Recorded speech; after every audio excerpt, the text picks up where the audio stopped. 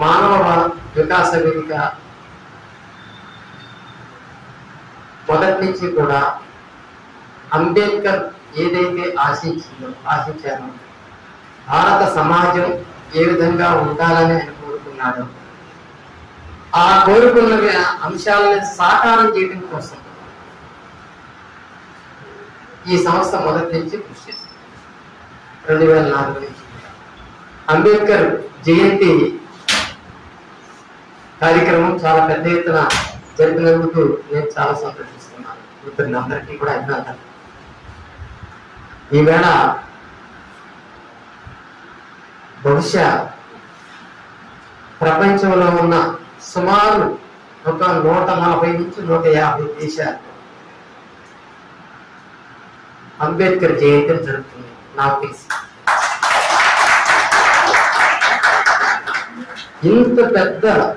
ఇంత విస్తృతంగా ప్రపంచంలో ఏ నాయకుడికి కూడా అభిమానులు కానీ అనుయాయులు కానీ ఉండరని నేను భావిస్తున్నాను. ప్రపంచంలో ఏ నాయకుడికి కూడా ఆయన పుట్టినరోజు నాడు ఇంత ఘనంగా ఆయన స్మరించుకోవటం అనేటువంటిది ప్రపంచంలో ఎవరికి జరగట్లేదు. ఆయనకున్న విగ్రహాలు కూడా ప్రపంచంలో ఏ నాయకుడికి లేదు. ఈ రోజున ఆయన విగ్రహాలకు వేసినటువంటి పూల దండలు ఎన్ని వేలు ఎన్ని లక్షలు ఉంటాయో కూడా లెక్క కట్టలేని పరిస్థితి. ఇంత స్థాయికి ఒక వ్యక్తి ఎలా ఎదిగాడు, ఎలా ఎదగలిగాడు, ఏమిటి ఆయనలో ఉన్నటువంటి గొప్పతనం? బాగా చదువుకున్నాడనే, బాగా చదువుకున్నవాడు ఆయన ఒక్కడే కాదు, ఇంకా చాలా మంది ఉన్నారు. లండన్ లో ఉన్న బ్రిటిష్ మ్యూజియాన్ని అంబేద్కర్ చదివాడు. ఆయనకంటే ముందు కార్ల్ మార్క్స్ చదివాడు. దాన్ని కార్ల్ మార్క్స్ తో పాటు మాజినీ కూడా చదివాడు. ఈజిప్ట్ అధ్యక్షుడిగా పనిచేసిన జోసెఫ్ మాజినీ కూడా చదివాడు. అంబేద్కర్ చదివాడు. ఈ ముగ్గురే ఆ లైబ్రరీ మొత్తాన్ని చదివినవాడు ప్రపంచంలో. కాబట్టి గొప్పగా చదవటం అనే విషయానికి వచ్చేసరికి ఇంకా ఇద్దరు ఉన్నారు అంబేద్కర్ కంటే, అంబేద్కర్ లాగా చదివిన వాడు. కానీ వాళ్ళిద్దరు కూడా ఇంత పెద్ద పేరు కానీ ఇంత ప్రఖ్యాతి కానీ రాలేదే. అఫ్కోర్స్ మార్క్స్ వచ్చి ఉండొచ్చు, కానీ ఇన్ని దేశాలలో ఇంత గొప్పగా ఆయన కూడా ఇవి జరుగుతున్నాయి, సభలు సన్మానాలు సత్కారాలు లేదా సంస్మరణలు జరుగుతున్నాయని నేను అనుకుంటున్నాను. ఎందుకు ఈ అంబేద్కర్ వెనక ఏముంది ఇంత గొప్పగా ఫాలోయింగ్ ఉంటాయి కానీ అనుకున్నప్పుడు ఆయన మేధస్సు ఒకటే కాదు, మేధస్సుతో పాటు ఆయన ఆశయాలు ఏవైతే ఉన్నాయో, ఆయన కోరుకున్న సమాజం ఏదైతే ఉందో అది చాలా గొప్ప. ఆయన ఆశయాలు భారతదేశంలో ఆయన రావడానికి ముందు భారతదేశం, ఆయన తెర మీదకి వచ్చిన తర్వాత వచ్చిన భారతదేశం, రెండు భారతదేశాలు ఇక్కడ మనకి కనిపిస్తాయి. 1920 దాకా అంబేద్కర్ గురించి పెద్దగా ఎవరు పట్టించుకోలేదు. 1920 తర్వాత అంబేద్కర్ తెర మీదకి వచ్చాడు. అంతకు ముందున్న భారతదేశం వేరు, ఆ తర్వాత వచ్చిన భారతదేశం వేరు. 1920లో తెర మీదకి ఎట్లా వచ్చాడు అని అంటే మూక్ నాయక్ పత్రిక ద్వారా వచ్చాడు. 1920లో దాన్ని స్థాపించారు. మొన్న శతాబ్ది ఉత్సవాలు కూడా జరిగాయి. మూక్ నాయక్, ఆ మూక్ నాయక్ పత్రిక అంటే అంబేద్కర్ మొట్టమొదటిగా సంపాదకత్వం వహించి ఒక ఎడిటర్ గా దానికి పనిచేసి దానిలో రాసిన వ్యాసాలను ఎప్పుడైతే జనంలోకి వదిలాడో అప్పుడు ఎవరి అంబేద్కర్ అని చెప్పి అందరూ చూశారు. అంతకుముందు వరకు అంబేద్కర్ అంటే విదేశాల్లోనే మంచి పేరు ఉంది. అమెరికాలో కొలంబియా యూనివర్సిటీలో, ఆ తర్వాత లండన్ లో, ఇట్లా విదేశాల్లోనే ఆయన గురించి స్టూడెంట్ గా ఆయనకు మంచి స్టూడెంట్ అనే పేరు, ఒక మేధావి అనే పేరు. కానీ ఇండియాకు వచ్చేసరికి మూక్ నాయకుడు మొట్టమొదటిగా ఆయన గుర్తింపు తీసుకొచ్చింది. ఆ గుర్తింపు 3 సంవత్సరాలే ఆ పత్రిక నడిపాడు. అందులో 1 సంవత్సరం మొదటి సంవత్సరం సగం నడపగానే డబ్బులు అయిపోయినాయి, డబ్బులు లేవు ఆయన దగ్గర. అప్పుడు సాహు మహారాజ్ ఆయన డొనేషన్ పంపించి, డబ్బులు పంపించి పత్రిక ఆడటానికి వీలు లేదు, ముందుకు తీసుకెళ్ళమని చెప్పాడు. ఆ తర్వాత కొంతకాలానికి ఆయన కూడా చనిపోయాడు సాహు మహారాజ్. పత్రిక ఆగిపోయింది. మళ్ళీ లండన్ వెళ్ళిపోయాడు, లండన్ స్కూల్ ఆఫ్ ఎకనామిక్స్ లో బిఎస్సి చేయడానికి. అక్కడి నుంచి మళ్ళీ 24లో 1923లో తిరిగి వచ్చి ఇక 24 నుంచి మళ్ళీ ఒక ఉద్యమకారుడిగా ఎదిగాడు అంబేద్కర్. సరిగ్గా 100 సంవత్సరాలు అప్పటికి 1924 అంబేద్కర్ ని ఒక ఉద్యమకారుడిగా మార్చిన సంవత్సరం 1924. ఇప్పటికి 100 సంవత్సరాలు. ఆ 1924లోనే బహిష్కృత హితకారిణి సభ పెట్టాడు. అంటే సంఘంలో ఎవరైతే బాధాచ్యుతులు, బహిష్కృతులు ఉన్నారో వాళ్ళందరినీ ఉద్ధరించడానికి ఒక సంస్థ అవసరం అనే ఉద్దేశంతో ఆయన పెట్టాడు. నాలాగా చదువుకోవాలనుకున్నా చదువుకోలేని వాడు, అందరిలో గౌరవంగా బతకదు లేకపోతున్నటువంటి వాడు, ఇలాంటి వాళ్ళని కొంతమందినైనా మనం పైకి తీసుకురావాలి అనే ఉద్దేశంతో పెట్టాడు 1924. ఆ పెట్టిన తర్వాత దానికోసం విరాళాలు సేకరించడం కానీ, దానికోసం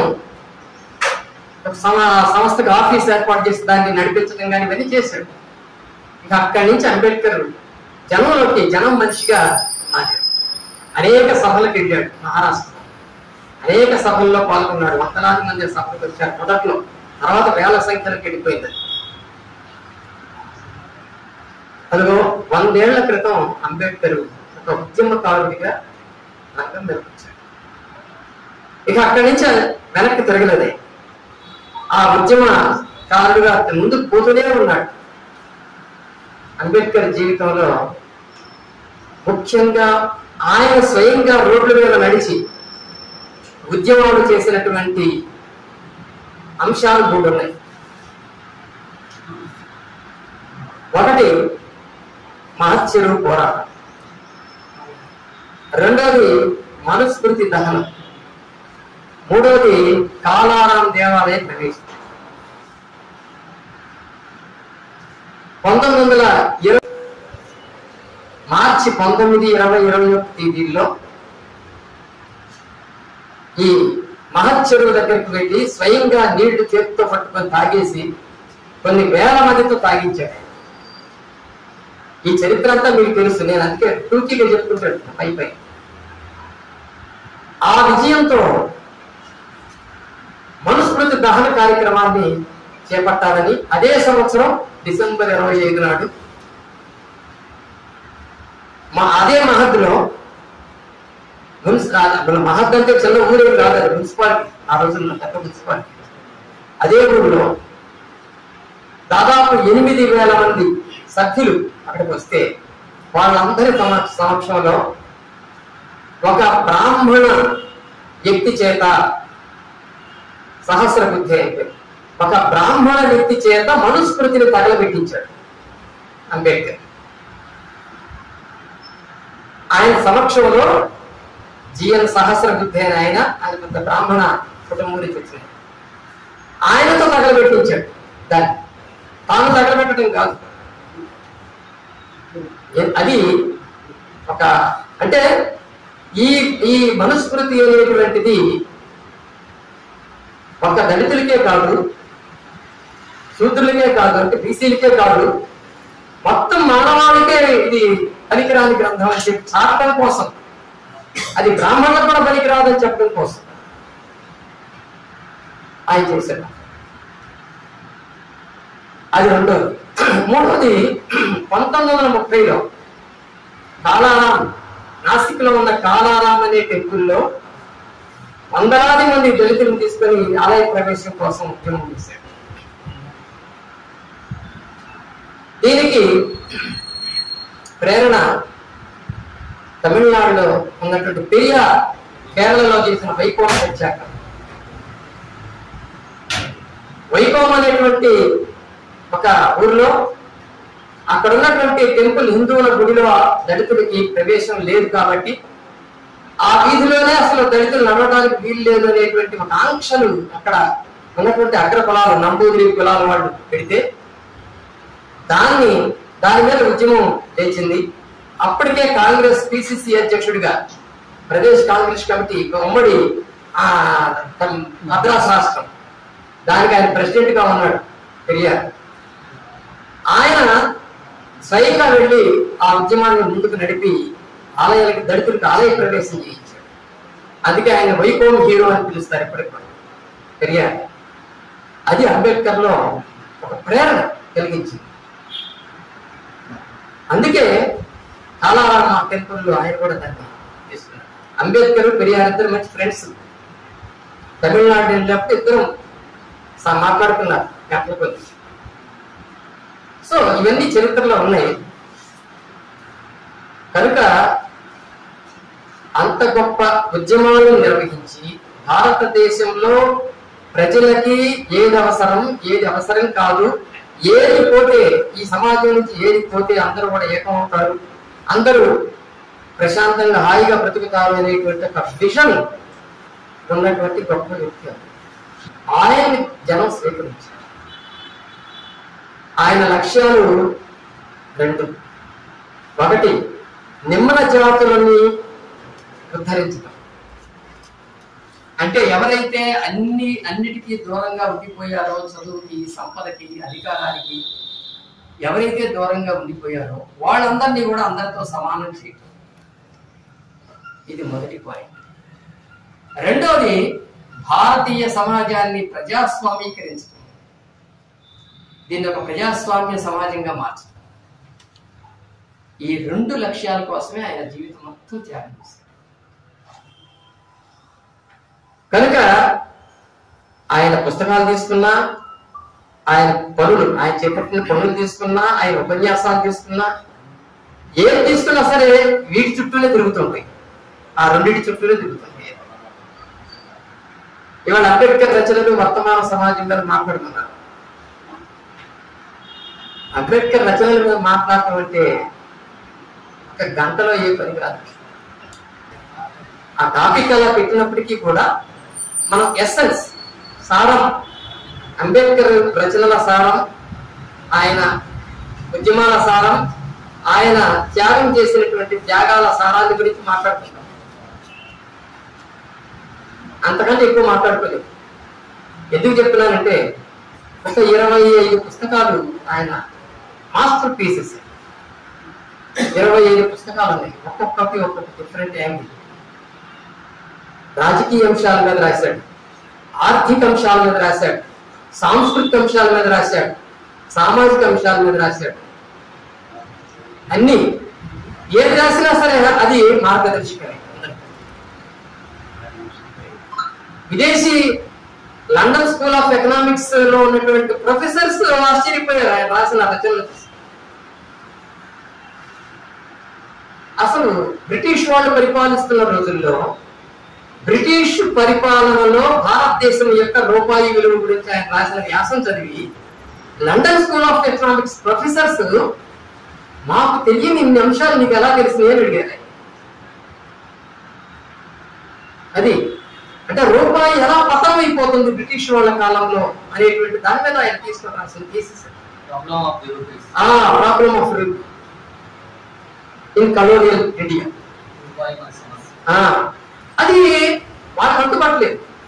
అంటే ఎంత డీప్ గా పెట్టాడో, ఎంత మేధశక్తిని ఉపయోగించాడో చూడండి. రిజర్వ్ బ్యాంకు గురించి మొట్టమొదట ఆయనే చెప్పింది. రిజర్వ్ బ్యాంకు సంస్థాపనకి ఆయనే కారణం. కనుక ఇట్లా ప్రతి ఆర్థిక అంశాలు తీసుకుంటే, రాజకీయ అంశాలు తీసుకుంటే, రాజకీయ అంశాల్లో కూడా భారతదేశం పతనానికి ఏ రాజకీయ కారణాలు ఉన్నాయి, చరిత్ర మొత్తం దాని గురించి చెప్పాడు. కనుక ఒక అంశం తీసుకొని మాట్లాడటానికే మనకు సరిపోతుంది. బ్రీఫ్ గా చెప్పాలంటే ఇందాక మన సార్ పాయింట్ అవుట్ చేశారు. ఆయన రాసిన వాటిల్లో 3 ముఖ్యాంశాలు అని చెప్పి అందులో ఒకటి విప్లవం, ప్రతీఘాతుక విప్లవం గురించి కూడా చెప్పారు. Yes, revolution and counter revolution అనేటువంటిది అంబేద్కర్ రాసిన ఒక గొప్ప పుస్తకం. సారాంశంగా ఒకటే చెప్పాడు, భారతదేశ చరిత్రను అర్థం చేసుకోవాలంటే ఒకటే, ఆ చరిత్ర మొత్తం కూడా బుద్ధిజానికి హిందూయిజానికి జరిగిన సంఘర్షణ అన్నది. ఒక్క మాటలో భారతదేశ చరిత్ర అంటే బౌద్ధానికి హిందూయిజానికి జరిగిన సంఘర్షణ అన్నాడు. బుద్ధిజం రెవల్యూషన్ అయితే దాని కౌంటర్ రెవల్యూషన్ హిందూయిజం అన్నాడు. సింపుల్. కనుక ఈ రెండింటిని కనుక మీరు కనుక చదివితే, బౌద్ధాన్ని హిందూయిజాన్ని రెండింటిని చదువుకుంటూ వస్తే భారతదేశ చరిత్ర చదివినట్టు అన్నాడు. భగవద్గీత మీద ఆయన రాసిన ఒక ఆర్టికల్, భగవద్గీత ఒక పరిశీలన అని మనకి మార్కెట్లో కూడా దొరుకుతుంది. ఇప్పుడు ఆయన అంబేద్కర్ రాసిన ఆయన అందులో ఈ విషయం చెప్తాడు. భగవద్గీత చాలా పవిత్ర గ్రంథంగా ఈవేళ హిందూ సమాజం పబ్లిసిటీలో బాగా ప్రచారంలోకి తీసుకొస్తుంది. కానీ అంబేద్కర్ ఏం చెప్పాడంటే, భగవద్గీత 3 విషయాల్ని జనం మీద రుద్దటం కోసం, ఈ సమాజంలో 3 అంశాలను పాపులర్ చేయడం కోసం వచ్చింది అన్నాడు. ఒకటి బౌద్ధాన్ని వ్యతిరేకించడం, రెండవది కుల వర్ణ సిద్ధాంతాన్ని పటిష్టపరచడం, మూడవది కర్మ సిద్ధాంతాన్ని జనంలోకి చొప్పించడం. ఈ 3 అంశాల కోసమే భగవద్గీత వచ్చింది అని స్పష్టం చేశాడు. అది కరెక్టే. ఎందుకంటే భగవద్గీత నేను చాలాసార్లు చదివాను. దాని సంగతి ఏదో చూద్దాం. అన్ని ఇవే ఉంటాయి. కులం గురించి, వర్ణం గురించి, కర్మ సిద్ధాంతం గురించి ఇవే ఉంటాయి. బౌద్ధం గురించి ప్రత్యక్షంగా ఉండదు, కానీ బౌద్ధ ఆలోచనల్ని దాన్ని తొలగించేసి హిందూ ఆలోచనలు పెట్టడం మనకు అర్థం.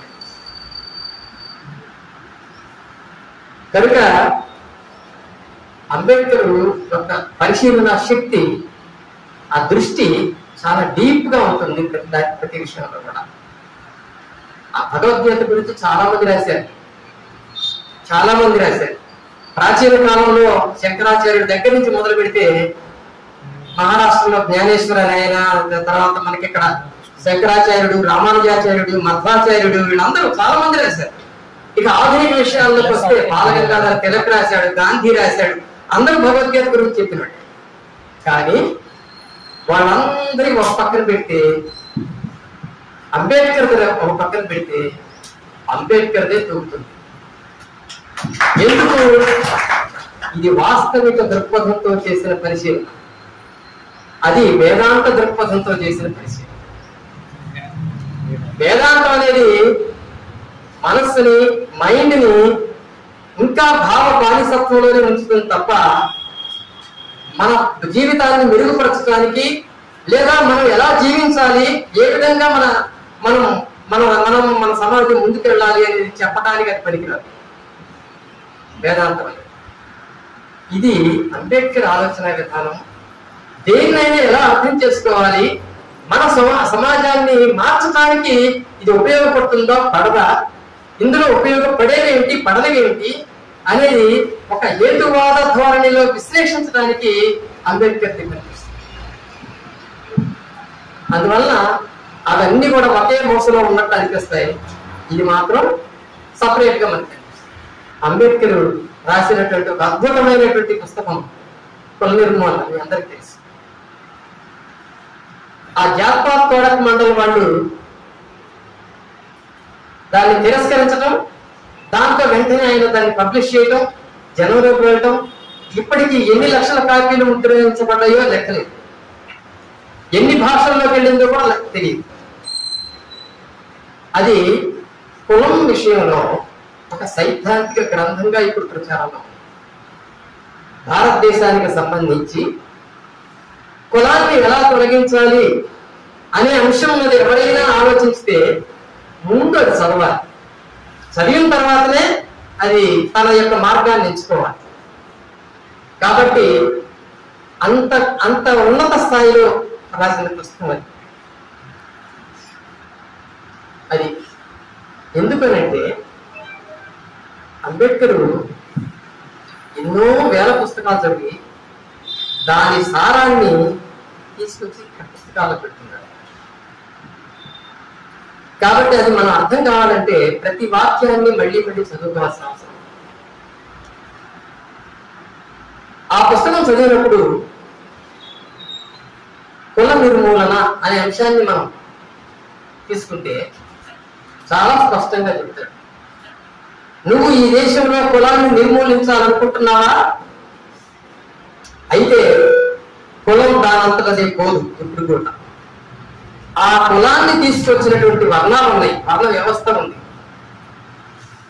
ఆ వర్ణ వ్యవస్థను కాపాడుతున్నటువంటి పురాణ గ్రంథాలు ఉన్నాయి. ఆ పురాణ గ్రంథాలకు ముందే రాయబడినటువంటి ఆధ్యాత్మిక గ్రంథాలు ఉన్నాయి, వేదాలు లాంటివి ఉన్నాయి. ఈ పురాణాలు కీర్తించేటువంటి దేవుడు కూడా వర్ణ వ్యవస్థకి సమర్థించినటువంటి ఆధారాలు ఉన్నాయి. కాబట్టి వీళ్ళందరూ కూడా కుల వ్యవస్థని కాపాడుతున్నారు. దేవుడు, పురాణ గ్రంథాలు, కర్మ సిద్ధాంతం ఇవన్నీ కూడా కాపాడుతున్నాయి కుల వ్యవస్థని. కాబట్టి నువ్వు కుల నిర్మూలనవాదిగా మారదలుచుకుంటే వీటన్నిటిని నువ్వు తీసి పక్కన పడేయాలి, వీటన్నిటిని ధ్వంసం చేయాలి. కాబట్టి కులం పోవాలి, కులం పోవాలి అని ప్రతి ఒక్కడు మాట్లాడచ్చు, చాలా ఈజీ, నోరుంది కదా మాట్లాడేస్తాం. కానీ కులం పోవాలి అనేది మానసికంగా ఎవరైతే కోరుకుంటున్నారో, నిజాయితీగా కోరుకుంటున్నారో, ఆ నిజాయితీగా కోరుకునే మిత్రులారా, మీరందరూ కూడా నిజంగా మీరు నిజాయితీగా ఈ కులం ఉండకూడదు ఈ సమాజంలో కోరుకున్నట్లయితే మీరు హిందూయిజంలో ఉన్నటువంటి ఈ దైవ భావనని, కర్మ సిద్ధాంతాన్ని, పురాణ గ్రంథాలని ధ్వంసం చేయండి. మీ మెదడు నుంచి ఆ భావాలను తీసేయండి. అప్పుడు కులం కూడా దానంతటదే పోతుంది అన్నాడు. కుల నిర్మూలన గ్రంథం అందుకే చాలా పవర్ఫుల్. దాని మీద గాంధీ గారు ఆ రోజుల్లో ఆర్టికల్ రాశాడు, దాన్ని ఖండిస్తూ, ఆ పుస్తకాన్ని ఖండిస్తూ. దానికి అంబేద్కర్ మళ్ళీ కౌంటర్ ఇచ్చాడు. మళ్ళీ రిప్లై లేదు గాంధీ నుంచి. సో ఎందుకు చెప్తున్నానంటే అంబేద్కర్ని ఇందాక మన మిత్రులు సార్ చెప్పారు, దండలేసి కొబ్బరికాయలు కొట్టి పూజించడం కాదు చేయాల్సి. నువ్వు ఎప్పుడైతే ఒక మహా వ్యక్తిని, ఒక గొప్ప వ్యక్తిని దండలేసి కొబ్బరికాయలు కొట్టి పూజించడం మొదలుపెట్టావో ఇంకా ఆయన ఆశయాలు జోలికి వెళ్ళడం, అయిపోయింది నా పని అనుకుంటాం. అది అంబేద్కర్ వ్యతిరేకించాడు. అది ఆ పద్ధతిని వ్యతిరేకించాడు. ఎందుకంటే ఆరాధనా భావం ఆ పద్ధతిలో ఉంది. ఒక వ్యక్తిని ఆరాధించే భావం, ఆరాధించడం అనేది ఆధ్యాత్మికతకు సంబంధించిన విషయం. అంటే దైవాన్ని ఆరాధిస్తాడు, లేకపోతే ఆ దేవుడు భగవద్గీత లాంటి గ్రంథాలను పట్టుకొని పూజలు చేస్తూ ఆరాధిస్తారు. అన్ని మతాల్లోనూ అందరూ దేవుడిని ఆరాధిస్తుంటారు. ఆరాధన అనేది మానసిక బానిసత్వానికి చిహ్నం అక్కడ పెట్టారు. ఆరాధన కాదు ఉండాల్సింది ఆచరణ. కాబట్టి నాలో ఏమైనా నీ చేసిన వాటిల్లో నీకు నచ్చినట్లయితే నువ్వు ఆ ఆచరణలోకి తీసుకెళ్ళి, ఇది అని చెప్పి. కాబట్టి అంబేద్కర్ జన్మదినాన కానీ వర్ధంతి రోజు కానీ మనం చేయాల్సింది ఏంటంటే విరివిగా అంబేద్కరిజాన్ని ప్రచారం చేయడం. ఓకే అంటే నామకే వస్తే దండలు వేయొచ్చు వదిలే అంతవరకు ఓకే, కానీ ఒక దేవుడిలాగా మార్చేసి పూజలు చేసి కొబ్బరికాయలు కొట్టి అదంతా చేయటం అనవసరం. గౌరవించవచ్చు, అది మేము చేస్తుంటాం ఆ పని, అందరం చేస్తాం. అంబేద్కర్ని గౌరవించడం అనేటువంటి పని చెయ్యాలి కూడా, కానీ ఆరాధన భావాన్ని మాత్రం మనసులోకి రానివ్వకూడదు. దానికి బదులుగా అంబేద్కరిజాన్ని మనసు నిండా నింపుకొని ఇంతకన్నా ఎక్కువ చేయాలి, నెక్స్ట్ ఇయర్ ఇంతకన్నా ఎక్కువ ప్రచారంలో తీసుకెళ్ళాలి అనే ఒక రకమైనటువంటి పట్టుదలని, ఒక రకమైనటువంటి దీక్షని మనం పెంచుకోవాలి.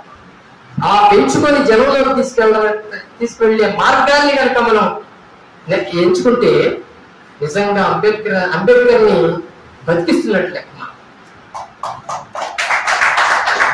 ఇంటింటికి, గుండెకి, మనసుకి అంబేద్కర్ని తీసుకెళ్ళాలి. ఇవాళ పుట్టినటువంటి అంటే ఎదుగుతున్న పిల్లలు, 5వ తరగతి 4వ తరగతి చదువుతున్న పిల్లలకు కూడా మనం అంబేద్కర్ గురించి చెప్పాలి. వాళ్ళ స్థాయిలో రాముడి గురించి, కృష్ణుడి గురించి వాళ్ళు చెప్పట్లా. తల్లిదండ్రులు ఇంట్లో పుట్టగానే దండం పెట్టిస్తున్నారు, భజనలు చేయిస్తున్నారు, చెప్పట్లా. అలాగే చిన్న చిన్న కథలుగా అంబేద్కర్ గురించి కూడా మనం చెప్పాలి. తప్ప అది చెప్పే పద్ధతి నేర్చుకోవాలి. మనం ప్రతి ఒక్కరిని కూడా అంబేద్కర్ వైపు మళ్లించాలి. ఆ అభిమానం, అంబేద్కర్ అభిమానం వైపు మళ్లించాలి. అలా చేయగలిగితేనే అంబేద్కర్ తిరుగులేని ఒక నాయకునిగా ఇంకా 100 సంవత్సరాలు ఆయన జనంలో ఉంటాడు. ఈవేళ ఇంకా మన మిత్రులు చెప్తున్నట్టుగా అంబేద్కరిజానికి బొంద పెట్టాలనే ప్రయత్నాలు జరుగుతున్నాయి. మీ అందరికీ తెలుసు, ఆర్ఎస్ఎస్ మొదటి నుంచి కూడా అంబేద్కర్ని వ్యతిరేకిస్తూ వస్తుంది. ఇప్పుడే కాదు, 1925లో ఆర్ఎస్ఎస్ ఏర్పడింది. దసరా పండుగ రోజు ఆర్ఎస్ఎస్ ఏర్పడటానికి కారణం, దానికి ముందు అది ఏర్పడటానికి కారణం తెలిస్తే అది ఎందుకు ఏర్పడిందో కూడా మీకు అర్థం. దానికి ముందు భగత్ సింగ్ లాంటి వీరుల త్యాగాలు, మరో పక్కన బ్రిటిష్ వాళ్ళకు వ్యతిరేకంగా విప్లవ కార్యాచరణ కలిగినటువంటి సంఘాలు, ఇంకో పక్కన అంబేద్కర్ మూకనాయక్ పత్రిక నడపటం, ఆ అంబేద్కర్ 1924లో బహిష్కృత హితకారిణి సంస్థను ఏర్పాటు చేసి దళితులందరూ కూడా, అంటే నిమ్న జాతులు కూడా ఉన్నత కులాల వాళ్ళు అందరూ సమానమే అని చెప్పటం, ఇలాంటివన్నీ కూడా చూసి మన హిందూ సమాజం సనాతన ధర్మం ఏదైతే ఉందో ఆ సనాతన ధర్మాన్ని మళ్ళీ ప్రతిష్ఠించాల్సిన అవసరం ఉంది. కాబట్టి అది కనుక చేయకపోతే వీళ్ళందరూ విజృంభించి చివరికి మన ధర్మాన్ని సర్వనాశనం చేస్తారనే ఒకే ఒక లక్ష్యంతో ఆర్ఎస్ఎస్ ఏర్పడింది 1925. సో ఈ ఆర్ఎస్ఎస్ ఏర్పడిన తర్వాత తన లక్ష్యాలను స్పష్టం చేస్తుంది. సనాతన ధర్మ పరిరక్షణ, హిందూయిజాన్ని కాపాడు, అఖండ భారత్ని స్థాపించడం. దానికే హిందూ రాష్ట్ర అని పేరు పెట్టారు. అఖండ భారత్.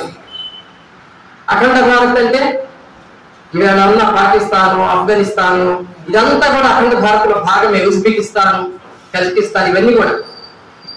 అలాగే తూర్పు వైపుకి వెళ్తే బర్మా, థాయిలాండ్, ఇండోనేషియా అంతవరకు, సింగపూర్ ఇవన్నీ కూడా అఖండ భారత్ లో భాగమే.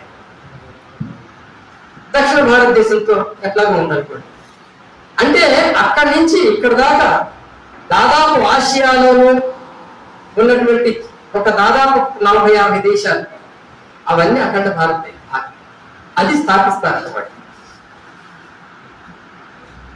కనుక ఆర్ఎస్ఎస్ ఈ లక్ష్యంతో ఏర్పడి మొత్తం మళ్ళీ పాతకాలపు మనుధర్మ విలువల్ని మళ్ళీ పునఃస్థాపితం చేయడం కోసం ఆర్ఎస్ఎస్ ఏర్పడింది అనే ఎప్పుడైతే అంబేద్కర్ అనిపించిందో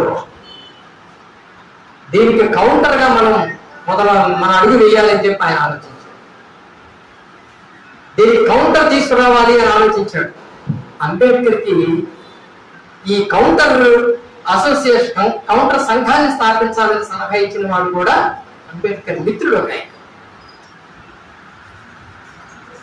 ఆయన ఏం చేశాడంటే అప్పటికే కాంగ్రెస్ పార్టీలో కాంగ్రెస్ సేవాదళ్ అనేది ఏర్పాటు చేశారు యూత్ అందరినీ గ్యాదర్ చేయడానికి. దానిలో ఆయన ఏం చేశారంటే అంబేద్కర్ సేవాదళ్ అని పేరు సూచించాడు అంబేద్కర్. ఇలా పెట్టు నీకెందుకు, యూత్ అంతా కూడా దానిలోకి వచ్చేస్తారు. అంబేద్కర్ ఆలోచన మంచిదే కానీ పేరు బాగాలేదన్నాడు ఆయన. చూడండి, అంబేద్కర్ సేవాదళ్ ఏంది? అంబేద్కర్ సేవ చేయడానికి వాళ్ళు నో సమతా సైనిక్ దళ్ అని పేరు పెట్టాడు. ఈ సమాజాన్ని సమానత్వం తీసుకురావాలి, భారతీయ సమాజంలో సమానత్వం అనేది రావాలి. ఆ సమానత్వాన్ని తీసుకురావడానికి సైనికులు కావాలి. ఆర్ఎస్ఎస్ దేనికైతే ఏర్పడిందో దానికి కౌంటర్ గా వీళ్ళు పనిచేయాలి, సమతా సైనిక దళం పనిచేయాలి అనే ఉద్దేశంతో 1926లో ఇది 25లో ఏర్పడింది. 26లోనే దానికి బీజింగ్ వేశాడు. 27లో దాన్ని రిజిస్టర్ చేశాడు సమతా సైనిక దళం. అదిగో అట్లా హిందూయిజానికి ఆర్ఎస్ఎస్ కౌంటర్ ఇవ్వటం కోసం సమతా సైనిక దళ రంగం మీద ఇప్పటికీ కూడా ఆ సమతా సైనిక దళం నడుస్తూనే ఉంది. 1927లో అది ఏర్పాటయ్యి ఇప్పటికీ నడుస్తుంది. ఎందుకు చెప్తున్నానంటే ఒక ఉద్యమకారుడిగా అంబేద్కర్ ఎలా ఆలోచించాడు.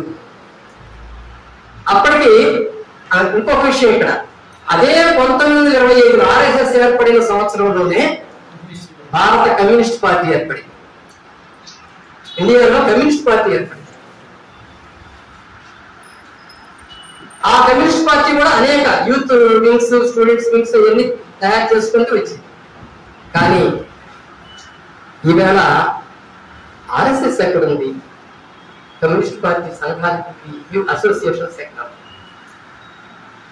అనేది కంపేర్ చేసుకుంటే మనకి చాలా బాధేస్తుంది. ఎందుకు ఈ చేంజ్ ఎందుకు వచ్చింది? ఈ ఆర్ఎస్ఎస్ కి ఇంత బలం ఎలా పెరిగింది, ఎందుకు వీటికి ఇంత బలం తగ్గింది అనేది చూస్తున్నప్పుడు ఖచ్చితంగా మనకి తెలుస్తుంది. ఆర్ఎస్ఎస్ కానీ దాని అనుబంధ సంస్థలు కానీ ఏవైనా సరే ప్రజల్లో ఉన్నటువంటి బలహీనతల్ని బలంగా మార్చుకోండి. ప్రజల్లో ఉన్న బలహీనతలు ఏంటి? దైవ భావన, కర్మ సిద్ధాంతం, కులం, వర్ణం లాంటివి. వీటన్నిటినీ కూడా తమ బలంగా మార్చుకోండి. కమ్యూనిస్టులు దానికి వ్యతిరేకులు కాబట్టి వాళ్ళు ఎంతసేపు అంటే మార్క్స్ చెప్పినటువంటి సామ్యవాద భావజాలాన్ని తీసుకొని వాళ్ళు చాలా కష్టపడి పనిచేశారు, పోరాటాలు. వాళ్ళు చేసింది భౌతిక పోరాటాలు. ఆర్ఎస్ఎస్ వాళ్ళు చేసింది భావజాల పోరాటం. అంటే జనం మైండ్ లో ఏ మూఢత్వం అయితే ఉందో ఆ మూఢత్వాన్ని ఇంకా బలపరచడానికి, ఆ మూఢత్వంతో జనాన్ని లాక్కెళ్ళిపోవటానికి వాళ్ళు ట్రై చేశారు. ఆ మూఢత్వం నుంచి తొలగించాలని ఇంకొక వైపున వీళ్ళు చేస్తుంటే దాని బలాన్ని అంటే ఆ చేసే పోరాటాలని బలహీనపరచడానికి వీళ్ళు కొత్త కొత్త పద్ధతులను అనుసరించి మళ్ళీ తమ బలాన్ని పెంచుకోవడం మొదలుపెట్టారు. వాళ్ళకంటే ఒక సిద్ధాంతం ఉంది, వీళ్ళకి ఏం సిద్ధాంతం ఉంది? అందుకని ఎటు కావాలన్నట్టు వండుతారు రాష్ట్రపతి. వాళ్ళు ఎట్లా వండారు. కాబట్టి భారతీయ సమాజంలో ఈవేళ ఎందుకు ఆర్ఎస్ఎస్ మన నెత్తి మీదకి ఎక్కి పరిపాలిస్తుంది అంటే దానికి కావలసిన ఆ భూమిక బేస్ మూఢత్వం అనేటువంటిది జనంలో పెంచితే, రకరకాల రూపాల్లో కనుక పెంచితే వాళ్ళు బదిలంగా ఉంటారు అనే విషయం వాళ్ళకి తెలుసు. అందుకే పెంచుతున్నారు. కొత్త కొత్తవి మళ్ళీ పాత కాలంలో ఎప్పుడో మనం వదిలేసినవి, మర్చిపోయినవి, ఆ మూఢనమ్మకాలని మళ్ళీ తిరిగి తీసుకొస్తున్నారు. ఆఖరికి టీవీల ద్వారా ఇంటింట్లో ప్రతి ఒక్కరికి ఎక్కిస్తున్నారు. టీవీ సీరియల్ ఒకసారి చూస్తున్నారా మీరు ఎప్పుడన్నా? ప్రతి టీవీ సీరియల్లో కూడా ఎప్పుడో మనం వదిలేసాం, వాటి సమాజం వదిలేసింది. నిజానికి దిష్టి తీయటం మానేసింది, మళ్ళీ ఆ దిష్టి తీయటం వచ్చేస్తుంది. తుమ్మితే లేవకూడదు అనేటువంటిది మనం మర్చిపోయాం, కానీ తుమ్మితే లేవకూడదని మళ్ళీ నేర్పుతున్నారు మనం. సీరియల్స్ చూడండి. కనుక మళ్ళీ మనకి మీడియా ద్వారా ఏమెక్కిస్తున్నారు వాళ్ళు? మనం వదిలేసిన మూఢనమ్మకాలను తీసుకొచ్చి మళ్ళీ నేర్పుతున్నారు. ఎందుకు నేర్పుతున్నారు? ఇట్లా ఉంటేనే సమాజం మన చేతుల్లో. మళ్ళీ మనం మన భావజాలాన్ని అధికంగా పెంచుకోవచ్చు, ఇంకా రెట్టింపు చేసుకోవచ్చు. ఈ భావజాలానికి అంకితమైపోతున్నారు కాబట్టి ఈవేళ ప్రగతిశీల ఉద్యమాలన్నీ కూడా చివరికి కమ్యూనిస్టులను ఎదిరించడం, కమ్యూనిస్టులను తొలగించడం అనేది వాళ్ళు పెద్దగా పనిగా ఆలోచించట్లేదు. ఇప్పుడు ఎవరయ్యా వాళ్ళకి ఇబ్బందికరంగా మారింది? ఆర్ఎస్ఎస్ పరివారానికి ఎవరు ఇబ్బందిగా మారారు అంటే అంబేద్కర్. కనుక అంబేద్కర్ చిహ్నాలు, గుర్తులు ఏవి కూడా మనకి ఉండకూడదు. ఉంటే మనం ముందుకు వెళ్ళలేము. కాబట్టి అంబేద్కర్ చిహ్నాలు ఏమున్నాయి అంటే మొట్టమొదటి కనిపించేది మనకి భారత రాజ్యాంగం. సో భారత రాజ్యాంగాన్ని మనం మార్చాలి. కాబట్టి అట్లా అక్కడి నుంచి మొదలు పెడితే ఇంకా ఏమున్నాయి? కుల నిర్మూలన. కుల నిర్మూలన అనేది సరైనది కాదు. అన్ని కులాలు ఉండాలి, కాకపోతే సామరస్యంగా ఉండాలి అనే సన్నాయి నొక్కులు నొక్కుతున్నారు. 2022లో దసరా పండుగ రోజున ఆర్ఎస్ఎస్ నాయకుడు మోహన్ భగవత్ నాగపూర్లో వజ్రసూచి అనే ఒక పుస్తకాన్ని ఆవిష్కరిస్తూ ఈ మాట అన్నాడు. నేను డేట్లతో సహా చెప్తున్నా. ఆయన ఏమన్నాడు తెలుసా? కులాలు పోవాల్సిన పని లేదు, అందరూ సామరస్యం ఉంటే చాలు. అప్పుడెప్పుడో మన పెద్దవాళ్ళు చేశారు, అది ఇప్పుడు అవసరం లేదు. ఈ సమాజంలో మనం అందరూ సామరస్యం ఉంటే చాలు. ఎందుకంటే ఆ వజ్రసూచి అనే పుస్తకం ఏదైతే ఉందో అది కులాన్ని ప్రశ్నించింది. మీరు చదివారు, బౌద్ధుడు అశ్వఘోషుడు రాసినటువంటి పుస్తకం అది వజ్రసూచి. అది కులాన్ని ప్రశ్నించింది. కులం అనేది ఎలా ఉంటుంది అని ప్రశ్నించింది. దాని మీద రాసిన వ్యాఖ్యానానికి ఆయన ఆవిష్కరించాడు ఆ బుక్. కనుక కుల నిర్మూలన అవసరం లేదు, సామరస్యం ఉంటే సరిపోతుంది. ఇది వాళ్ళ ఉద్దేశం. కాబట్టి అంబేద్కర్ని ఎక్కడెక్కడ వీలైతే అక్కడక్కడ ఖండించడానికి, ఆయన గుర్తులు లేకుండా చేయడానికి ఇక్కడ ప్రయత్నాలు జరుగుతున్నాయి. ఆ ప్రయత్నాల్ని అడ్డుకోవటం అనేటువంటిది ఎలా అనేది ఇప్పుడు సమస్య. నిజంగా అది కనుక వాళ్ళు సక్సెస్ అయ్యారంటే, ఆ ప్రయత్నాల్లో సక్సెస్ అయ్యారంటే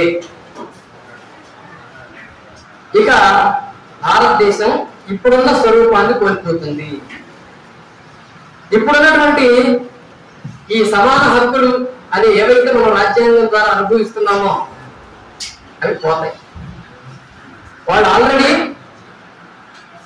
ఒక ధర్మ సంసత్ మండలి వాళ్ళు ఒక రాజ్యాంగం తయారు చేశారు. అది ఇప్పుడు కాదు, 1992లో తయారు చేశారు. రాముడు అయోధ్యలో బాబ్రీ మసీదుని కూల్చినప్పుడే ఆల్రెడీ తయారు చేశారు. 153 పేజీల పుస్తకం అది రాజ్యాంగం. అది వాళ్ళ తయారు చేశారు. అదిగో దాన్ని మళ్ళీ కొద్దిగా మార్పులు చేసి తీసుకొచ్చారు. దానికోసం ఇప్పుడు వాళ్ళు ఎదురు చూస్తున్నారు. భారత రాజ్యాంగంలో బేసిక్ స్ట్రక్చర్ అనేది ఉంటుంది. 1973లో కేశవానంద భారతి కేసు అనేటువంటిది ఒకటి విచారణలోకి వచ్చింది. 76లో దాని తీర్పు వచ్చింది. దానిలో సుప్రీంకోర్టులో ఉన్నటువంటి 13 మంది న్యాయమూర్తులు కూర్చొని ఫుల్ బెంచ్ మొత్తం కూర్చొని ఒక బేసిక్ స్ట్రక్చర్ తయారు చేశారు భారత రాజ్యాంగాన్ని. ఆ బేసిక్ స్ట్రక్చర్ ఏం చెప్తుంది అంటే, భారత రాజ్యాంగంలో కొన్ని మౌలిక అంశాలు ఉన్నాయి, భారతదేశ స్వభావాలను తెలియజేసే అంశాలు. వాటిని మార్చడానికి పార్లమెంటు కానీ ఎవరికి అధికారం లేదంట. అవేమిటి? రాజ్యాంగ పీఠిక ఏం చదువుకుంటారు మీరు. ఈ రాజ్యాంగ పీఠికలో ఉన్నటువంటి పదాలని వేటిని కూడా మార్చడానికి వీల్లేదు. అలాగే 46వ రాజ్యాంగ సవరణ ద్వారా 1976లో 42వ రాజ్యాంగ సవరణ ద్వారా జరిగినటువంటి సెక్యులర్ సోషలిస్ట్ అనేటువంటి పదాలు కానీ, తర్వాత ఆర్టికల్ 51AH లాంటివి కానీ మార్చడానికి వీల్లేదు. ఇవన్నీ భారతదేశం యొక్క స్వభావం. కాబట్టి ఇలాంటివి ఇంకా కొన్ని ఉన్నాయి. మొత్తం 22 అంశాలు, 22 ఆర్టికల్స్ ని మార్చడానికి వీల్లేదని సుప్రీంకోర్టు బేసిక్ స్ట్రక్చర్ అనే పేరుతో, మౌలిక నిర్మాణం, రాజ్యాంగం యొక్క మౌలిక నిర్మాణం పేరుతో ఒక దాన్ని ఆమోదించింది. ఈవేళ మోడీ వల్ల కావటం రాజ్యాంగం మార్చాలి. ఎప్పుడు అవుతుంది? ఆయన 400 సీట్లు అంటున్నారు చూడండి, అప్పుడు అవుతుంది. ఆయన కనుక వస్తే 2/3 వంతు పార్లమెంట్ సభ్యులు ఉభయ సభల్లో కూడా దానికి ఓటేస్తే అప్పుడు. అంతేకాదు రాష్ట్రాల్లో ఉన్నటువంటి రాష్ట్ర శాసనసభల్లో కూడా దానికి ఆమోదం దొరకాలి. అదిగో అప్పుడు. అందుకని ఈవేళ అందరినీ ఆయన మంచికి చేసుకుంటున్నాడు. ఏదో సిపిఎం, కేరళలో ఉన్న సిపిఎం, తృణమూల్ కాంగ్రెస్ ఇలాంటి కొన్ని రాష్ట్రాలు తగ్గితే ఇవాళ ప్రతి రాష్ట్రం వాళ్ళని బట్టి మంచికి చేసుకుంటున్నాడు. మీకు ఆంధ్రాలోకి వెళ్తే అక్కడ ఎవరు అధికారంలోకి వచ్చినా ఆయనకు సపోర్ట్ కదా. అది అట్లా మంచికి చేసుకుంటున్నాడు. ఎందుకంటే వాళ్ళకు ఒక టార్గెట్ ఉంది, ఒక లక్ష్యం ఉంది.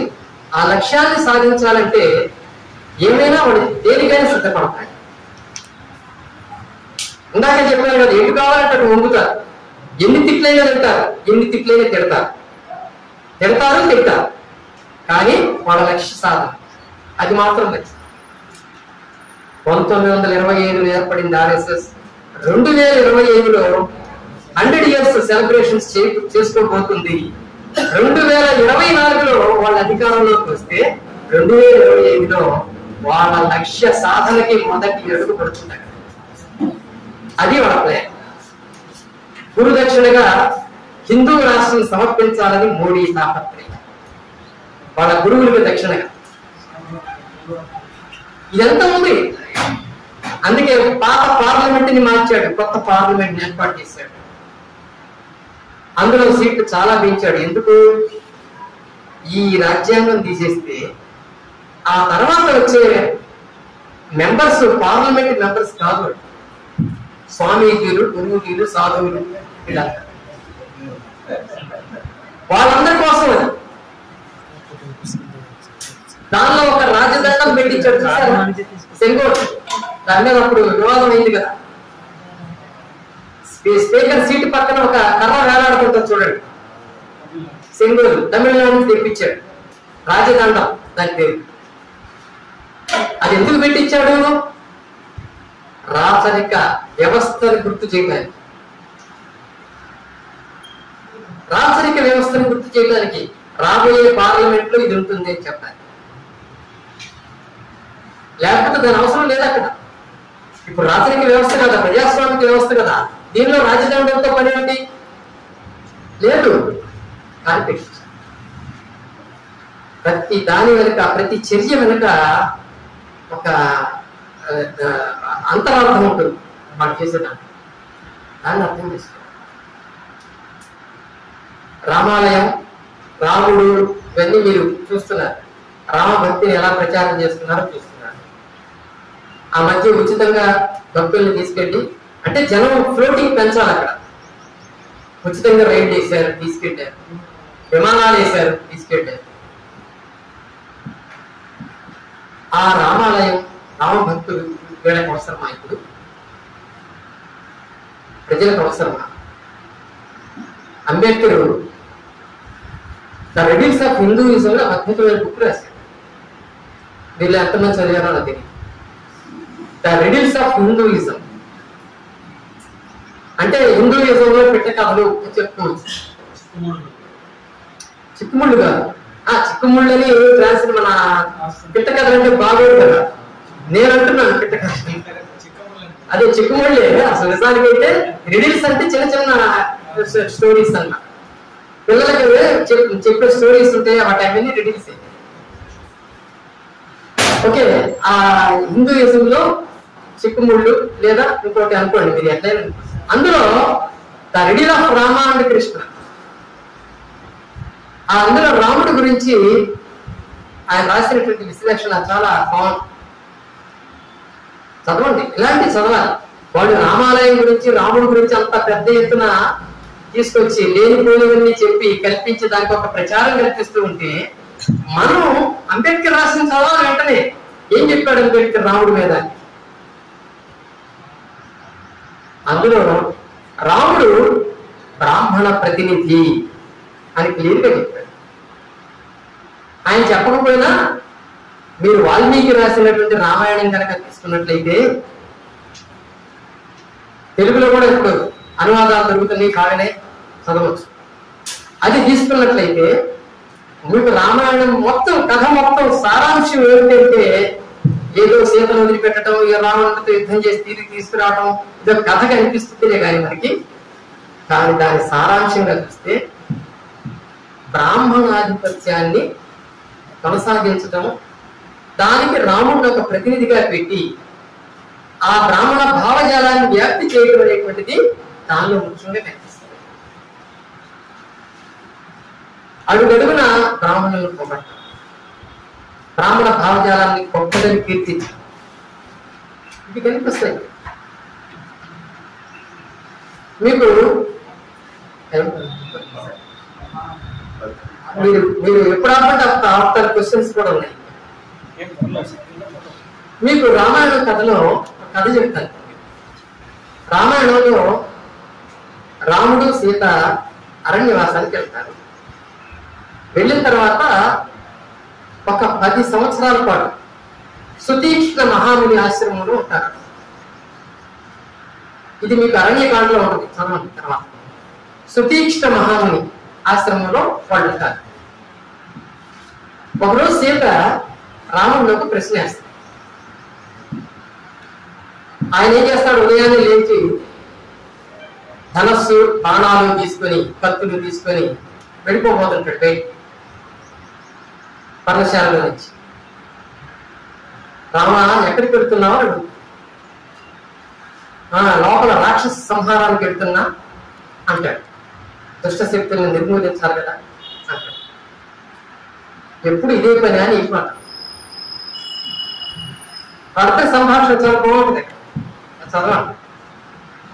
అంటే అందులో చెప్తాడు రాముడు. ఏమని చెప్తాడు? నాకు మా బ్రాహ్మణులు ఎవరైతే అగ్రవర్ణంగా ఉన్నటువంటి బ్రాహ్మణులు ఏదైతే డ్యూటీ ఇచ్చారో, ఇది చేయమని చెప్పారో, అది చేయటానికి నేను ఎల్లప్పుడూ సిద్ధంగా ఉంటాను అంటాడు. వాళ్ళు ఇచ్చిన డ్యూటీ ఇది నేను నెరవేరుస్తాను. అప్పుడు సీత ఉంటాడు, మనం వనవాసానికి వచ్చాం కదా ఇక్కడికి. మీ తండ్రి గారి కోరిక, దశరథుడి కోరిక వనవాసం చేయటం. 14 సంవత్సరాల వనవాసం చేయటం కదా, దానికోసం వచ్చాం. అడవుల్లో ఉన్నటువంటి వాళ్ళు ఎలా ఉండాలి? తాపస్సుల్లాగా ఉండాలి, అంటే మునుల్లాగా ఉండాలి. మరి నువ్వు ఎలా ఉన్నావు? బాణాలు, విల్లంబులు, కత్తులు, కటార్లు, రోజు వెళ్ళి ఎవరో ఒకరిని చెప్పి రావటాలు, ఇదే వనవాసం? ఇది వనవాసం అవుతుందా? మునుల్లాగా ఉండాల్సిన వాళ్ళం చివరికి మనం ఎలా మారిపోయాం అని క్వశ్చన్ చేస్తాం. ఒక ఉదాహరణ, ఒక కథ కూడా చెప్పుద్దాన్ని. నాకు ఒక కథ గుర్తుకొస్తుందని చెప్పి ఒక చెప్పుద్ది. ఒక అడవిలో ఒక ముని తపస్సు చేసుకుంటూ ఉన్నాడు. ఒకరోజు ఆ తపస్సు చేసుకున్నట్టు మునికి ఒకరోజు క్రూర జంతువులు నన్ను ఏమన్నా చేస్తాయేమో అని భయం వచ్చింది. వెంటనే ఒక కత్తి సంపాదించుకుని దగ్గర పెట్టుకున్నాడు. అది దగ్గర పెట్టుకున్న తర్వాత నుండి అతను కళ్ళు మూసుకొని తపస్సు చేస్తున్నా కానీ ఎప్పుడు ఏమొస్తుందా అని చూడటం, కత్తి ఉందా లేదా అని చూసుకోవడం, ఇది అలవాటు అయిపోయింది. ఇది అలవాటు అయిపోయి చివరికి తపస్సు గాలిలో కలిసిపోయింది. ఈ కత్తిని పట్టుకోవటం, కత్తిని చూసుకోవడం సరిపోయింది ఆయనకి.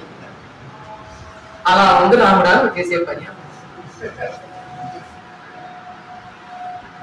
అప్పుడు అంటాడు, సీత నువ్వు ఆడదానివి, నీకు తెలియదు ఈ విషయాలు అని చెప్పి బ్రాహ్మణులకు సేవ చేయటం కన్నా, బ్రాహ్మణులని వాడు చెప్పిన పనిని చేయటం కన్నా గొప్ప విషయం ఏది లేదు ప్రపంచంలో అని చెప్తొస్తాడు. ఇది వాల్మీకి రామాయణం. ఎందుకు చెప్తున్నానంటే రామాయణం రాసిందే బ్రాహ్మణీయత కోసం. ఎప్పుడు రాశారు ఇది? క్రీస్తు పూర్వం 2వ శతాబ్దంలో పుష్యమిత్రుడి ఆస్థానంలో రాసినటువంటి పుస్తకం అది. భరద్వాజుడు అనే ముని రాసిన పుస్తకం. మనకన్ని పెట్ట కథలు చెప్పి మనల్ని చాలా మోసం చేశారు.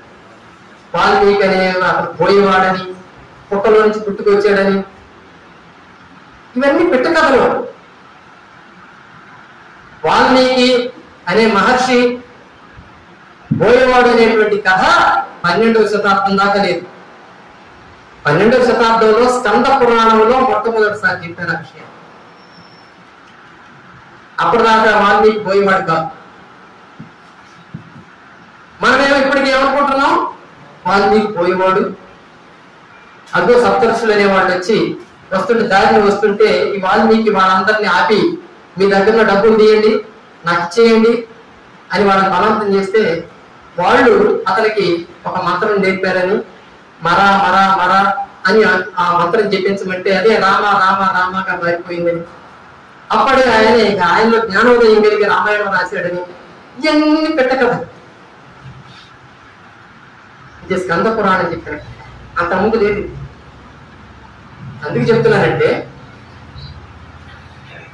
ఇట్లాంటి కథలు చెప్పి ఆ పుస్తకానికి, ఆ వాల్మీకి ఎక్కడ లేని ఘనకీర్తిని ఆపాదించాలి. అలా ఆపాదించడం వల్ల వాళ్ళ వ్యవస్థ ఇంకా పటిష్టం అవుతుంది. అందుకు కనుక బౌద్ధాన్ని ఖండించడానికి, బౌద్ధాన్ని వ్యతిరేకించడానికి, బలహీనపరచడానికి పుష్యమిత్రుడి కాలంలో ఒక ప్రతీఘాతక విప్లవం అనేది వచ్చింది. క్రీస్తు పూర్వం 2వ శతాబ్దంలో ఆ ప్రతీఘాతక విప్లవంలోని ఫలితంగానే రామాయణం పుట్టింది. ఆ రామాయణం తర్వాత మహాభారతం వచ్చింది, తర్వాత భగవద్గీత వచ్చింది, భాగవతం తర్వాత ఎన్ని వచ్చినాయి, పురాణాలు, అష్టాదశ పురాణాలు ఎన్ని వచ్చినాయి. ఇవన్నీ కలిపి జనంలోకి పంపించడం వల్ల వీటిని పంపించడానికి కూడా మార్గాలు ఏర్పడ్డాయి. ఎట్లా? భారతదేశంలో క్రీస్తు పూర్వం 2వ శతాబ్దం వరకు హిందూ దేవాలయాలు లేవు. హిందూ దేవాలయాలు లేవు. ఇది మనం చెప్తున్నది కాదుతున్నా, పురావస్తు శాఖ వాళ్ళు చెప్తున్నారు. బౌద్ధుల యొక్క స్తూపాలని, చైత్యాలని చూసి హిందువులు కట్టుకోవటం మొదలుపెట్టారు. అది 2వ శతాబ్దం. దేవుళ్ళు విగ్రహాలు పెట్టడం కానీ, వాటిని ఆరాధించడం కానీ, పూజలు చేయటం కానీ లేదు వాళ్ళకి. మహాయాన బౌద్ధులను చూసి నేర్చుకున్నారు. మహాయానం వజ్రయానం, మహాయానం వాళ్ళందరూ నేర్చుకున్నారు. సో ఆ దేవుడిని ఆరాధన పూజలు చేసిన తర్వాత గుళ్ళు కట్టడం మొదలుపెట్టిన తర్వాత ఆ గుళ్ళకి ఏదో ఒక రోజువారీ కార్యక్రమాలు ఉండాలి. ఎందుకంటే గుళ్ళో పూజారులు పెట్టారు, వాళ్ళ బతుకు తెరువు కోసం గుళ్ళు కావాలి. గుళ్ళో పూజారులుగా మారిన తర్వాత ఆ పూజారికి హారతి ఇచ్చేసి ధూపదీపాలు ఇచ్చేసి అయిపోదు, ఏదో ఒక పని కల్పించాలి, జనాన్ని ఎప్పుడు వచ్చేలా చేయాలి. దానికోసం పురాణ కాలక్షేపాలు వచ్చాయి. ప్రతిరోజు సాయంత్రం గుళ్ళో పురాణ కాలక్షేపం. ఈ పురాణ కాలక్షేపానికి కొన్ని కథలు కావాలి, అందుకే పురాణాలు. ఈ పురాణాలు కూడా 3 రకాలు: వైష్ణవాలు, శైవాలు, శాక్తేయాలు. విష్ణువు గురించి చెప్పేవి, శివుని గురించి చెప్పేవి, శక్తిని గురించి చెప్పేవి. ఈ 3 రకాల పురాణాలు వచ్చాయి. అందులో రకరకాల కథలు, ఎవరికి వచ్చిన కథ వాడు గుర్తు చేశాడు. దాంట్లో ఎంత కట్టిపడేసింది జనాన్ని. ఈ కథలు, ఈ కాకరకాయలు, ఈ కాలక్షేపాలు ఇవన్నీ కూడా జనాన్ని కట్టిపడేసింది. సాయంత్రం అయ్యేసరికి పొలంలో పని చేసుకోనో లేకపోతే ఇంకెక్కడో ఏ పనులు చేసుకోనో వచ్చి స్నానం చేసి అరే గుడికి పోదాం, గుడిలో ఏం చెప్తాడో విందాం. ఆ రోజుల్లో వినోదాలు లేవు కదా. వెళ్ళి వినోదం పేరుతో అక్కడికి వెళ్ళి వాళ్ళ మైండ్లో అదంతా ఎక్కించుకున్నారు, ఆ భావజాలాన్ని ఎక్కించుకొని ఆ తర్వాత వాళ్ళ పిల్లలకి అట్లా తరతరాలకి ఆ భావజాలం అంటించుకుంటూ వచ్చారు. కాబట్టి ఈవేళ దాన్ని తొలగించడం చాలా కష్టం. దాన్ని తొలగించడానికే అంబేద్కర్ తాపత్రయపడ్డారు.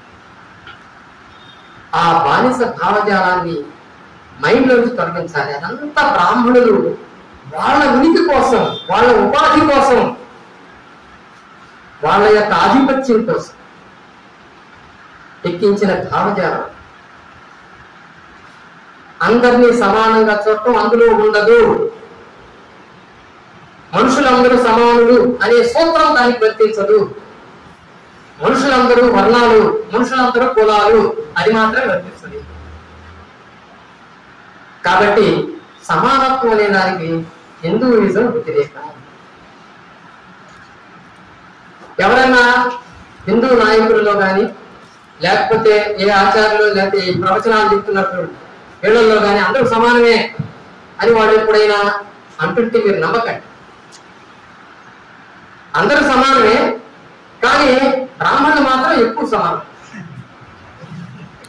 కాస్త ఎక్కువ సమానం. అది అట్లా ఉంటుంది వాళ్ళ కాదు. ఎందుకంటే అసలు హిందూయిజంలో లేదు సమానత్వ భావన అనేది. ఒక మీరు వేదాల దగ్గర నుంచి తీసుకోండి, ఇప్పటి వరకు వచ్చిన సాహిత్యంలో ఎక్కడైనా సమానత్వ భావం ఉందేమో చూడండి, లేదు. మొట్టమొదట దాన్ని రంగం మీదకి తీసుకొచ్చిన వాడు అంబేద్కర్. సమానత్వ భావనను తీసుకొచ్చాడు అంబేద్కర్. ఆయన తీసుకొచ్చిన భావన ప్రచారంలోకి రావడానికి తన లైఫ్ అంతా కూడా ఖర్చు పెట్టాడు. మనందరూ సమాధానం చెప్పడానికి ఆయన ఎన్నో రచనలు చేశాడు, ఎన్నో ఉపన్యాసాలు ఇచ్చాడు, వందలాది ఉపన్యాసాలు ఇచ్చాడు. ఎక్కడ చూసినా అందరూ ఇదే ఉంటది, సమానత్వం. ప్రజాస్వామ్యం అన్నాడు. ప్రజాస్వామ్యం అంటే మనందరం ఏమనుకుంటాం? అబ్రహం లింకన్ చెప్పిన కొటేషన్ చెప్తాం కదా, of the people, by the people, for the people అని. కాదు, అంబేద్కర్ చెప్పింది అది కాదు. స్వేచ్ఛ, సమానత్వం, సోదరత్వం, సమాన న్యాయం, ఇది ప్రజాస్వామ్యం. మతం ఏం చెప్పింది? హిందూ మతం లేదా ఇతర మతాలైనా సరే ఏమని చెప్పి? దైవభావం వర్ణాలని సృష్టించింది, చతుర్వర్ణాలను సృష్టించింది, ఈ వర్ణాలకి విధి విధానాలు తయారు చేసింది,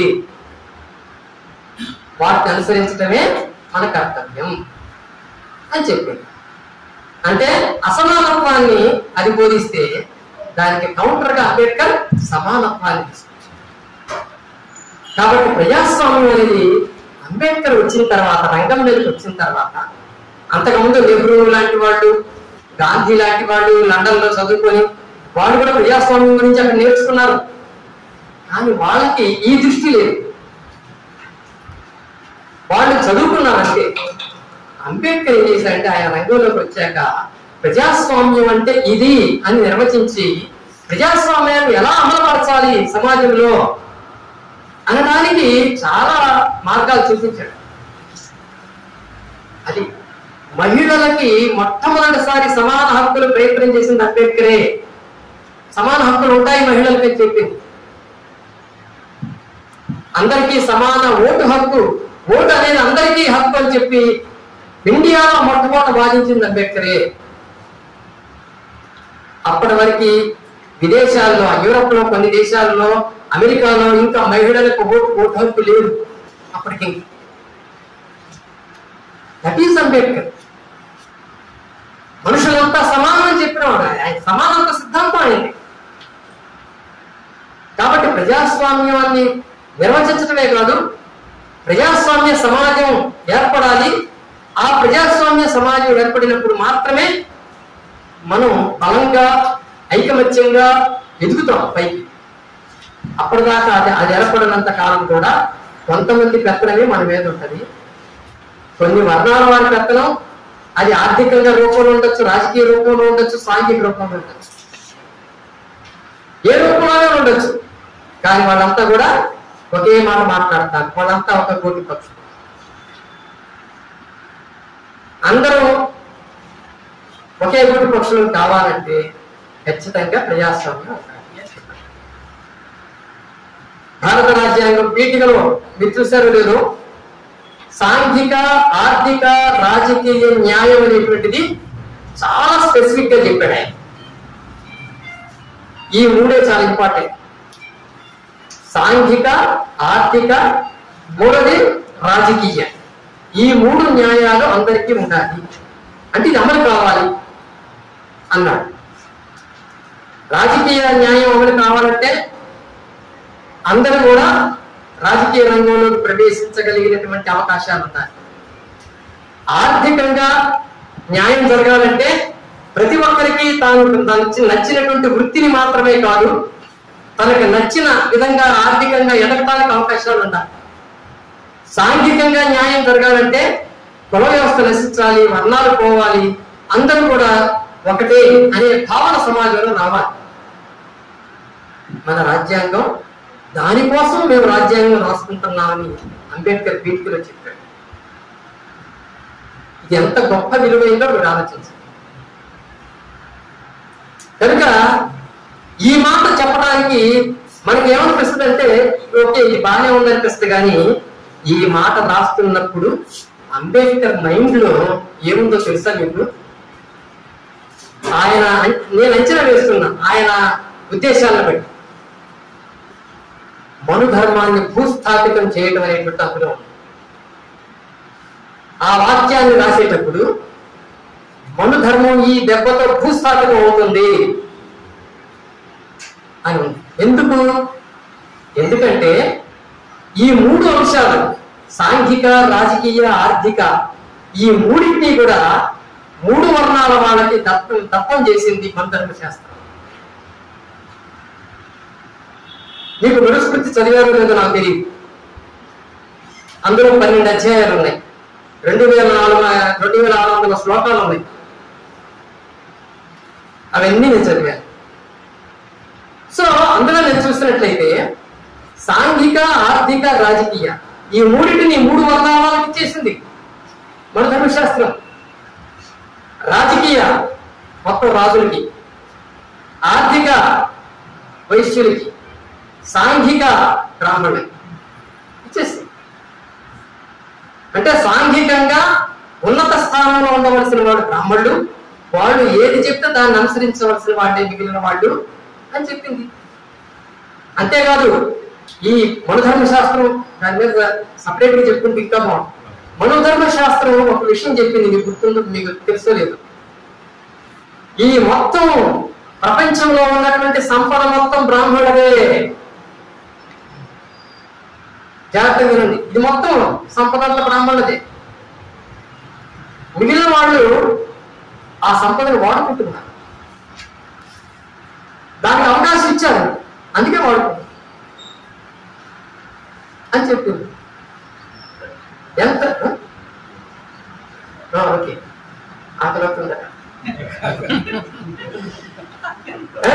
కాబట్టి ఆ సంపద అంతా వాళ్ళ చేతుల్లో ఉంది.